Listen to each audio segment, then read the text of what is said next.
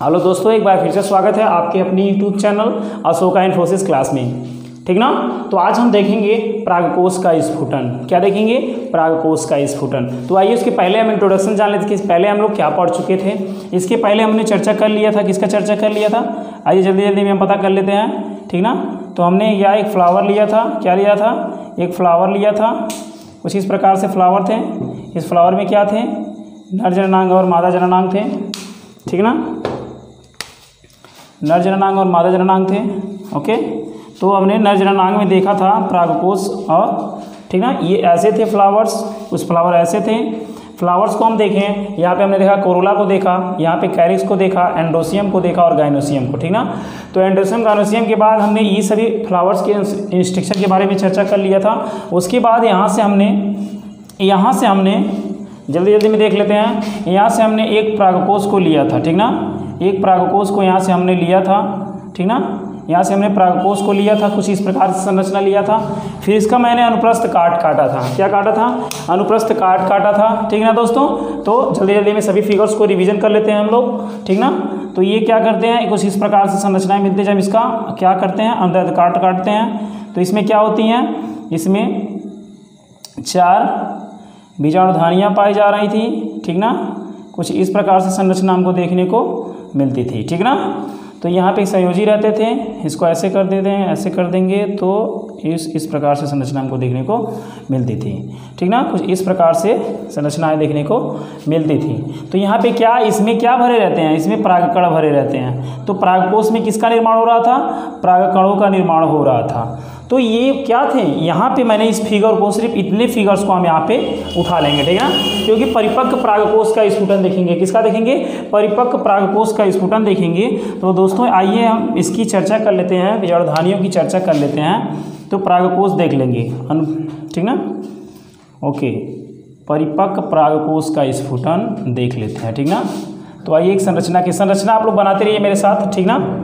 क्योंकि अगर संरचना आपका अच्छा है तो पूरे आधे नंबर इस पे संरचना पे मिल जाती हैं। ठीक ना। आधे फिगर्स जो आधा नंबर होता है पूरे संरचना पे ही मिलते हैं। तो आइए पता कर लेते हैं इसका संरचना क्या होता है। तो ऐसे आप इसका परागकोश, परिपक्व परागकोश की संरचना बनाएंगे, खूब अच्छे से बनाएंगे, क्योंकि आधे नंबर जो होते हैं आपके फिगर्स पे डिपेंड होते हैं। ठीक ना। तो ये चर्चा हमने कर लिया। और यहाँ पे कुछ सेल्स होते हैं ऐसे करके। इसमें कौन से सेल्स भरे होते हैं? पैरेन्काइमेटस सेल्स भरे होते हैं। ठीक ना। और बीच में यहाँ पे संयोजी होता है, जिसको इंग्लिश में हम कनेक्टिव बोलते हैं। ठीक ना। इसमें क्या होता है? कनेक्टिव होता है। मैंने बात किया था इसका परिपक्व परागकोश की संरचना की। तो यहाँ पे क्या होते हैं? इसको हम वैस्कुलर बंडल भी कहते हैं, वैस्कुलर बंडल भी कहेंगे। ठीक ना। और बात करेंगे इसको हम क्या कर सकते हैं? कनेक्टिव। ठीक ना। ये कनेक्टिव है। ओके। और ये क्या थी? इसको हम बोल रहे थे, इसको बोल रहे थे पॉलन सैक। क्या बोल रहे थे? पॉलन सैक बोल रहे थे। ठीक ना।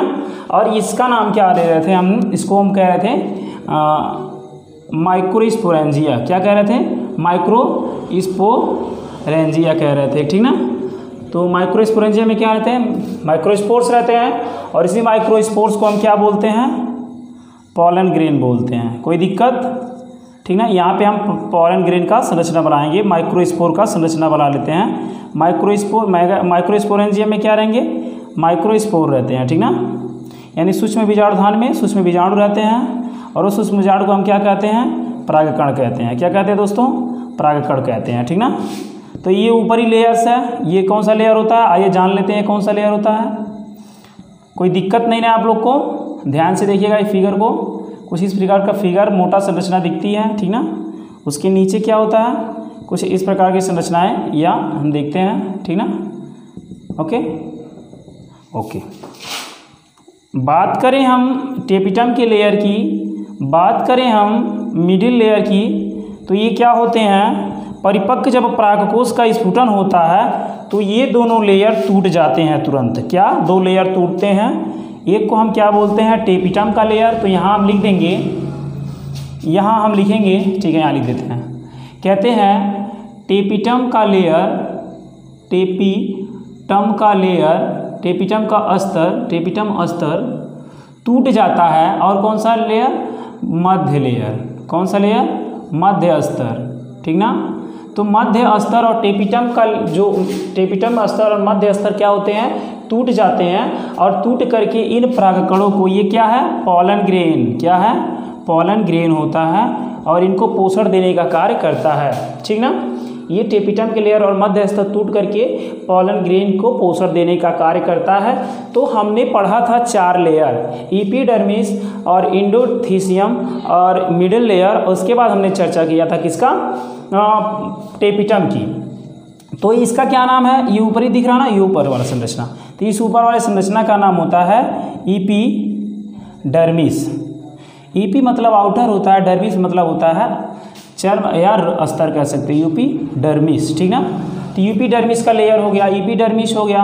उसके नीचे क्या होते हैं, इसके नीचे होंगे इंडोडर्मिस या इंडोथीसियम बोलते हैं, ठीक ना दोस्तों, इंडोथीसियम। तो ये अंतस्थ त्वचा और बाह्य त्वचा या बाह्य स्तर या अंतस्थ स्तर या वैस्कुलर बंडल ये बीच में होते हैं, ठीक ना। और इसमें सेल्स भी रहते हैं, पैरेन्काइमेटा सेल्स रहते हैं, विभिजोतक उत्तक रहता है जो निरंतर क्या करता रहता है, सेल डिवीजन करता रहता है, ठीक ना। ओके, सिंपली संरचना देखते हैं, आप लोग यहाँ पे सेल्स बना लीजिएगा, ठीक ना। ओके, ये जो संरचना आपको है, ये पूरा संरचना यहाँ पे भी ये से संरचनाएँ रहती हैं, ठीक ना। तो आपका मेन बायोलॉजी में फिगर्स होता है, फिगर्स को आप जान लिए, उनके नामिनेशन को जान लिए। कह देगा कि परिपक्व परागकोश का नामांकित चित्र बनाइए, तो ये परिपक्व परागकोश होता है, इसका नामांकित चित्र बना रहे हैं, ठीक ना। तो परिपक्व परागकोश में क्या होता है, परिपक्व परागकोश उसे कहते हैं जिसमें परागकण का निर्माण हो जाता है, ठीक ना। कब परिपक्व परागकोश कहेंगे, तब कहेंगे जब परागकोश में किसका, परागकण का निर्माण हो जाता है, उस परागकोश को हम परिपक्व परागकोश कहते हैं, ठीक ना। ओके, तो कुछ इस प्रकार की संरचना हमने देखा। इसमें देखा कि कैसे परागकण थे, इनका पॉलन ग्रेन, ठीक ना, परागकण जिसे बोलते हैं, क्या बोलते हैं, परागकण। तो ये वीडियो अच्छा लगेगा आप लोग को, ठीक ना। तो वैस्कुलर बंडल पूरा देखना है वीडियो को, अगर पूरा नहीं देखे तो समझ में नहीं आएगा पहली बात, क्योंकि इसके आगे हम बहुत सारी चीज़ें बताने वाले हैं, ठीक ना। तो पूरे से इस वीडियो को पूरा से पूरा देखें, ठीक ना, जितना भी देख सकते हैं, ये 10 मिनट का हो या 15 मिनट का जो भी हो, वो पूरा देखें आप लोग। जब पूरा नहीं देखेंगे, बीच में छोड़ देंगे, तो इसका मतलब नहीं समझ में आएगा मैं कहने क्या वाला था, ठीक ना। तो आइए पता कर लेते हैं। वैस्कुलर बंडल देखा हमने, माइक्रोस्पोरेंजियम देखा, माइक्रोस्पोरेंजियम में क्या रहते हैं, माइक्रोस्पोर रहते हैं। तो माइक्रोस्पोर को हम क्या, पॉलन ग्रेन बोलते हैं। इसमें 2 लेयर, एपिडर्मिस का लेयर और इंडोथीसियम का लेयर जो होता है वह बचा रहता है। ये 2 लेयर की बात करें तो क्या होते हैं, बचे रहते हैं, ठीक ना। जब परिपक्व परागकोश हो जाता है तो ये क्या होते हैं, बचे रहते हैं, बचे रहते हैं, ठीक। तो ये परिपक्व का स्फुटन कैसे होता है, आइए हम जान लेते हैं। इसके बाद जानेंगे किस प्रकार होता है। परिपक्व परागकोश का स्फुटन तब होता है क्योंकि जानते हैं कि इसमें कितनी पालियाँ होती हैं, 2 पालियाँ होती हैं, एक इधर मान लीजिए, एक इधर मान लीजिए। कितनी पालियाँ होती हैं, 2 पालियाँ होती हैं। 20 से अगर इसको हम डिवीजन करें, इसको ऐसे देखिए बायोलेटरली करें, तो इसमें 2, यहाँ पे एक बीजाणुधानी, यहाँ पे एक बीजाणुधानी, और यहाँ पे एक बीजाणुधानी और यहाँ पे एक बीजाणुधानी।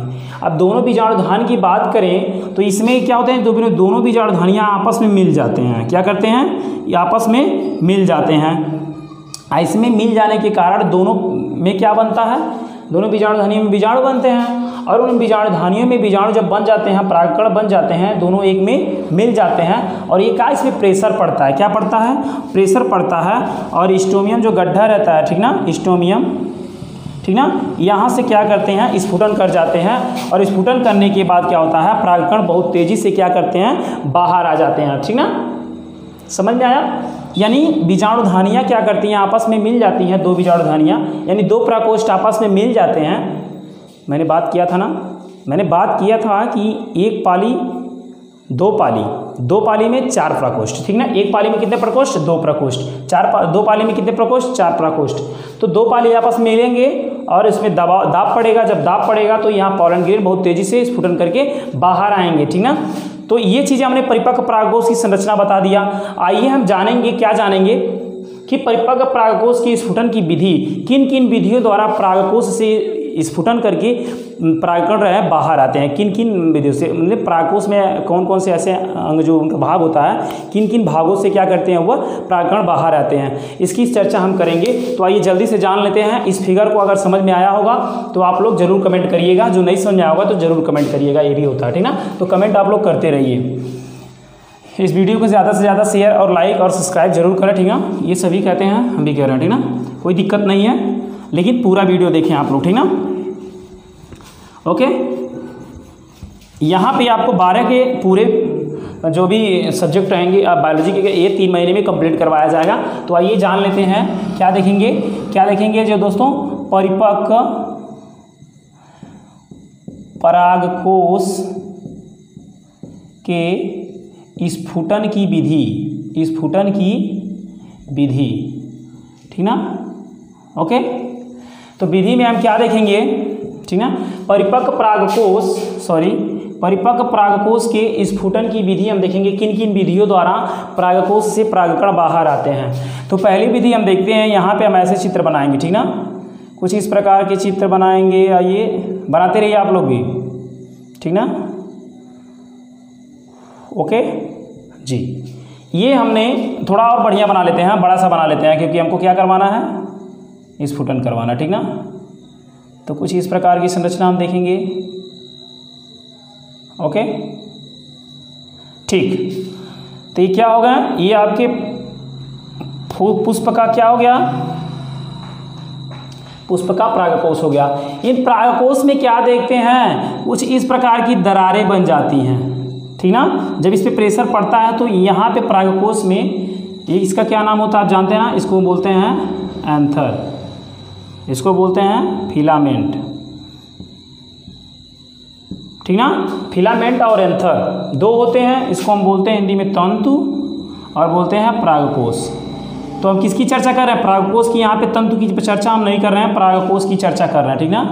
किसकी चर्चा कर रहे हैं, परागकोश की चर्चा कर रहे हैं। तो परागकोश की चर्चा में हम क्या देखेंगे कि इसमें क्या बन रहे हैं, दरारें। ये जो छोटे छोटे हम बना रहे हैं ना, ऐसे बूंदा बूंदा, ये क्या है, ये जो छोटे छोटे हम बना रहे हैं दोस्तों, ये परागकण हैं। क्या हैं, परागकण हैं। तो ये क्या बन रही हैं, स्लीट बन रही हैं। क्या बन रही हैं, स्लीट, इसको बोलते हैं दरारें। तो कौन सी विधि हो गई कि दरार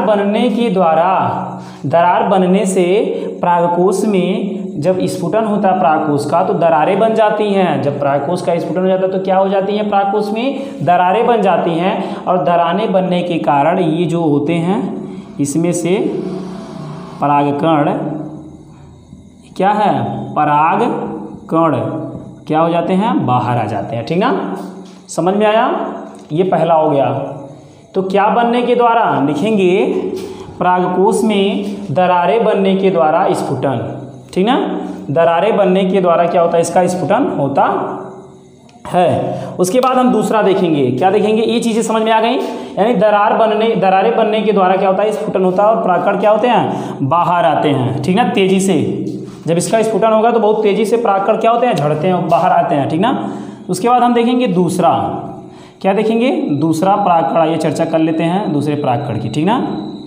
दूसरे परागकण की हम चर्चा जब करेंगे, ओके, आइए, ये परागकण हो गया, ये क्या हो गया, दूसरा परागकण है। इसमें क्या होते हैं, इसमें क्या होते हैं दोस्तों, आइए चर्चा कर लेते हैं। ठीक, यहाँ से कुछ क्या बन जाते हैं, पोर।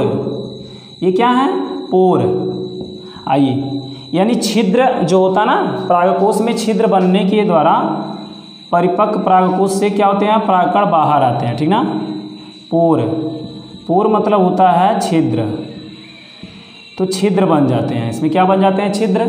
इसका नाम आप जानते हैं कि एंथर होता है, इसका नाम जानते हैं कि फिलामेंट होता है, ठीक है। तो पोर यानी छिद्र बनने के द्वारा क्या होता है, यहाँ से परागकण झरते हैं, ठीक ना। तो परागकण झरते हैं, तो आप जानते हैं परागकण की कुछ इस प्रकार की संरचना होती है। तो इसका क्या नाम है, परागकण, ठीक ना। क्योंकि परिपक्व परागकोश में परागकण का निर्माण हो जाएगा। जब ये परिपक्व परागकोश स्फुटन करेंगे तो इसमें से परागकण ही बाहर आने वाले हैं, ठीक ना। ये बड़े बड़े हाथी घोड़ा नहीं आने वाले हैं, इसमें क्या आने वाला है, परागकण ही आते हैं, ठीक ना। तो परागकण बाहर आ गए, ठीक ना। तो ये हमने देखा कि दूसरी विधि के छिद्रों बनने के द्वारा क्या होते हैं, इसमें परागकण बाहर आते हैं, ठीक ना। तो आइए तीसरा हम जान लेते हैं, ये जल्दी जल्दी हम देख लेंगे, ठीक ना। ओके, समझ में आ रहा होगा आपको, कोई दिक्कत नहीं है। ओके, तो तीसरा क्या है आपका, ऐसे हम करेंगे।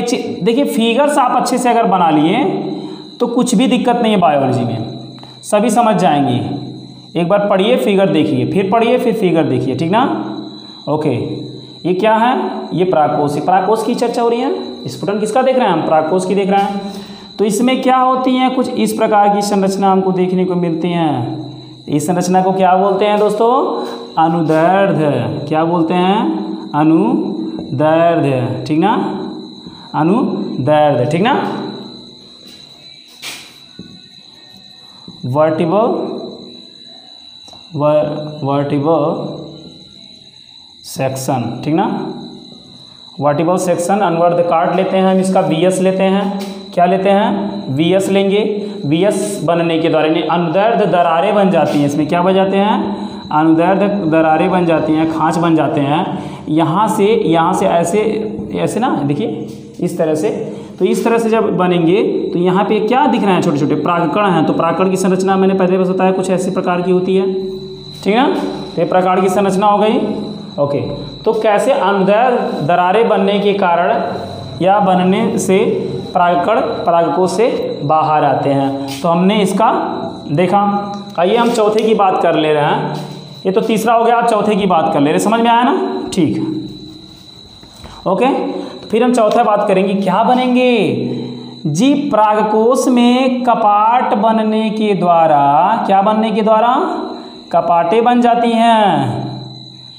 क्या बन जाती है दोस्तों, कपाट बन जाते हैं। ओके, आइए, ये परागकोश है, फिलामेंट है, इसमें क्या बन जाती हैं, कपाट बन जाते हैं। क्या बन जाते हैं, कपाट बन जाते हैं, ठीक ना। ओके, इसमें क्या बन जाते हैं, कपाट बन जाते हैं। ओके, इसमें क्या बन जाता है, कपाट बन जाता है। और एक कपाट बनने के द्वारा, ये कपाट बनने से, इसमें कपाट बन जाते हैं ना, तो कहेंगे कि कपाट बनने पर, कपाट बनने से परागकण का बाहर निकलना, ठीक ना, ठीक ना। तो बाहर कौन है, कपाट बनने से, यानी कपाटें बन जाती हैं। इसमें परागकोश में क्या बन जाती हैं, कपाटें बन जाती हैं। और ये छोटे छोटे जो होते हैं ना, दिखने लगते हैं, इसका क्या नाम होता है, परागकण होता है, ठीक ना। परागकण की चर्चा कर रहे हैं। तो परागकोश में परागकण का निर्माण होता है। हमने 4 प्रकार से देखा। कितनी प्रकार से देखा, 4 प्रकार से देखा। पहला हमने देखा, ध्यान दीजिएगा, पहला हमने देखा कि किस प्रकार स्लिट बन रहे थे, दरारें बन रही थी, उनकी संरचना के बारे में हमने देखा। फिर दूसरा हमने देखा कि किस प्रकार पोर बन रहे थे, ऊपरी पोर स्फुटन हो जा रहा था, पोर के रास्ते बहुत तेजी से परागकण बाहर आ रहे थे। तीसरा हमने अनुदैर्ध्य काट के द्वारा, अनुदैर्ध्य दरारें बनने से वो परागकण बाहर आ रहे थे। फिर हमने चौथा देखा कि कपाटों की बनने से परागकण क्या हो रहे थे, परागकोश से बाहर आ रहे थे। तो इतनी हमने चर्चा कर लिया। तो हमने क्या कंप्लीट किया, परिपक्व परागकोश के स्फुटन की विधि मैंने देख लिया, ठीक ना। तो ये आशा है कि आप लोग को ये वीडियो अच्छे से पसंद आया होगा, ठीक ना। तो ये वीडियो ज़्यादा से ज़्यादा शेयर करें, सब्सक्राइब करें। देखिए, बात करें हम पढ़ाई लिखाई की, तो पढ़ाई लिखाई हम करते रहते हैं, निरंतर हम लोग सीखते रहते हैं, जीवन भर हम लोग सीखते रहते हैं, ठीक ना। कहीं से भी आप किसी भी नॉलेज को ले सकते हैं, कहीं से भी। एक पत्थर से सीख ले सकते हैं ना, एक निर्जीव वस्तु से भी हमको सीख मिलती है। सभी लोग जानते हैं, आप लोग भी जानते हैं, मेच्योर हो चुके हैं, है ना। तो मेच्योर मतलब होता है परिपक्व। तो परिपक्व जैसे आप लोग हो चुके हैं, इंटर में पहुँच गए हो, परिपक्व हो, सभी चीज़ को आप जानते हैं, ठीक ना। तो ये भी जानते हैं, ठीक ना, किस तरह हमको पढ़ना चाहिए, आपको एनालिसिस करना चाहिए, किस तरह हम पढ़ें कि हमको ये चीज़ें याद आ जाएँ। सभी टीचर का लैंग्वेज आपको सही समझ में आता है। कोई होता है ना कि खुद के घर में नहीं समझते हैं कि मेरे पिताजी क्या कह रहे हैं, वहीं बड़े भाई का बात समझ में आ जाता है। लेकिन परिवार एक ही है ना, तो कोई दिक्कत नहीं है। आप लोग समझने की कोशिश करिए और खुद एनालिसिस करके आप पढ़ने की कोशिश करिए, किस तरह हमको याद करना है। अगर ये फिगर्स हमको याद करना है तो उसको प्रैक्टिस करिए, रफ प्रैक्टिस करिए, फिर रखिए, फिर उसको याद करिए, किस तरह है, इस तरह है तो बनाइए। फिर नहीं बन रहा है, फिर एक बार देखिए किस तरह था, जो गलतियाँ उसको सुधारिए। फिर उसके आगे जाएंगे तो थोड़ी गलती मिलेंगी, फिर उसके बाद फिर सुधारेंगे। तो बार बार प्रयास करने से आपको अच्छी सीखें मिलती हैं, ठीक ना दोस्तों। तो आशा है कि आप लोग को मेरा लैंग्वेज भी पसंद आता होगा। हाँ, थोड़ा तेज़ पढ़ाते हैं, ऐसे नहीं है, थोड़ा जल्दी जल्दी में, अभी नया है ना, तो फिर सीख जाएंगे। तो अगले वीडियो में हम देखेंगे दोस्तों। ये आशा है कि आप लोग को ये अच्छे से समझ में आया होगा। इसका आप लोग जो भी है ना, इसको देखते रहिए और इसको बनाते रहिएगा, ठीक ना। तो एक कपाट बन गए, कपाट बनने से क्या होते हैं, ये परागकण बाहर आ जाते हैं, ठीक ना। तो परागकण में क्या होती हैं, 2 लेयर होते हैं, एक्साइन और एंटाइन। ये हमने परागकण की चर्चा कर लिया। क्या बन गया, मुझे परागकण बन गया। यहाँ पे दूल्हा मिल गया, भैया समझ लो। दूल्हा क्यों कह रहे हैं, क्योंकि ये नर जननांग है, दुल्हन को ढूंढना है ना, इसका क्या नाम है, परागकण, ठीक ना। यहाँ पे हमको परागकण मिल गया, मुझे अंडाणु ढूंढना है, परागकण मिल गया तो अंडाणु ढूंढना है ना। तो हम चर्चा इसके बाद है, ये तो परिपक्व परागकोश से मुझे परागकण मिल गया। तो परागकण मिलने के बाद यहाँ पे नर जननांग कंप्लीट हुआ। इस वीडियो में हम अगले वीडियो में देखेंगे मादा जननांग। क्या देखेंगे, मादा जननांग। तो आइए हेडिंग डाल लेते हैं, मादा जननांग। आप लोग कल अगले वीडियो में इसको फीमेल रिप्रोडक्टिव ऑर्गन्स, ठीक ना, फीमेल रिप्रोडक्टिव ऑर्गन, ओके।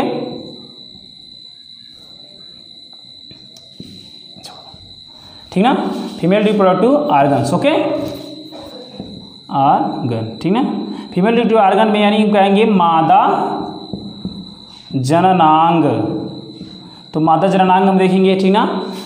एक पुष्प लिया था हमने, यहाँ से ऐसे इसको हमने देख लिया, ठीक ना, मैंने इसको देख लिया, और बीच में एक ऐसे कुछ इस प्रकार की संरचना थी ना, याद आएगा आप लोग को, कुछ इस प्रकार की संरचना देखे हैं। इसका स्टडी हमने नहीं किया था ना, कुछ इस प्रकार की संरचना थी ना। तो हम इसकी चर्चा करेंगे, इतना हम देखेंगे, ठीक ना। तो यहाँ पे हम इसकी चर्चा करेंगे, स्टिग्मा की बात करेंगे, यहाँ पे स्टाइल की बात करेंगे, यहाँ पे हम ओवरी की बात करेंगे, ठीक ना। उसके बाद देखेंगे स्टिग्मा का क्या काम होता है, स्टाइल का क्या होता है, ओवरी में क्या काम होता है। तो ये क्या है, मादा जननांग होते हैं। तो अगले वीडियो में दोस्तों देखेंगे, इस वीडियो को पूरा देखेंगे तो अगले वीडियो को भी अच्छे से समझ में आएगा। तो बहुत बहुत धन्यवाद, नमस्ते।